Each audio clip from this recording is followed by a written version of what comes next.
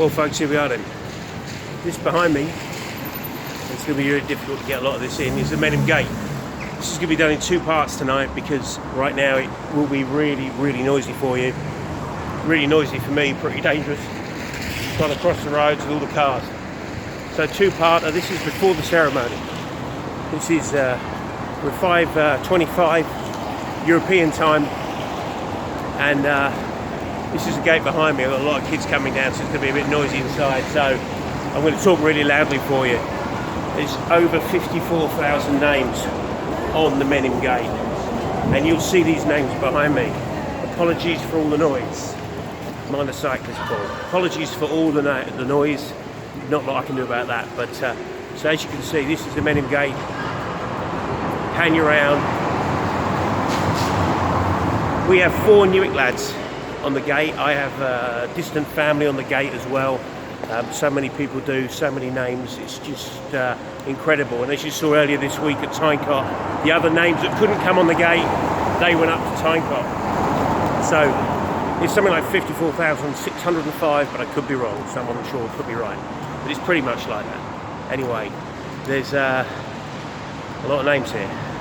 8 o'clock tonight, the buglers of the local fire brigade will play the last post. They've been doing that since 1928. They had a brief break in the Second World War, 1940 to 44, when it was played at Brooklands, and then it came back as soon as the Polish liberated in the Second World War.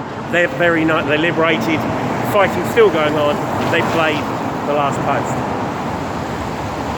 The gate, as you can see, although used for ceremony, is also a thoroughfare. Cars still drive through it, just like the carts would have done. Every single man who fought at the front of Ypres, which is over that away, as we walked through the gate, would have walked, obviously not through a gate, there wasn't a gate then, it was just parts of the ramparts. What they would have walked past were these two creatures, 2 lions, the lions of Ypres.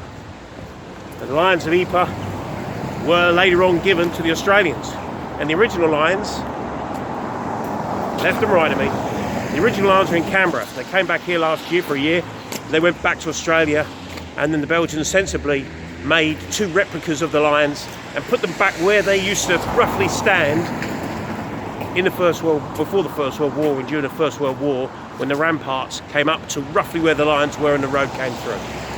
And now you have behind me the other side of the Menin Gate, the lion atop, which my good friend Peter Polly's grandfather and great-grandfather helped create. So tonight you will see the ceremony.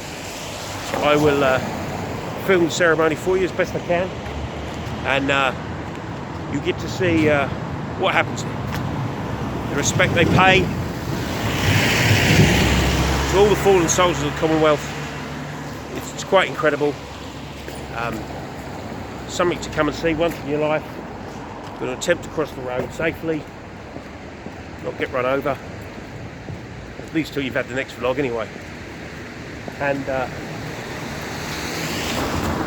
get to see the street. There you go, the Menin Street all the way down there. And the lads would have walked from the square, as you'll see me do on Thursday when I do a long walk, because the weather's supposed to be better, and they'd walk all the way through, up through the gate, and up behind me, and then they would turn to the right and walk down to the front. The front being over in that direction, where we're fighting the Germans. Once they were ousted, obviously, from Ypres, late 1914, they didn't get back in again. It was held at a tremendous cost.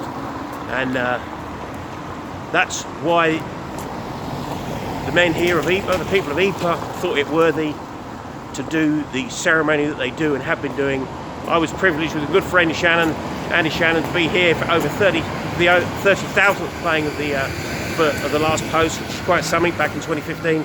And they continue to do it. And I'm sure they will continue for a long time. Anyway, until a little bit later on, ta-ta.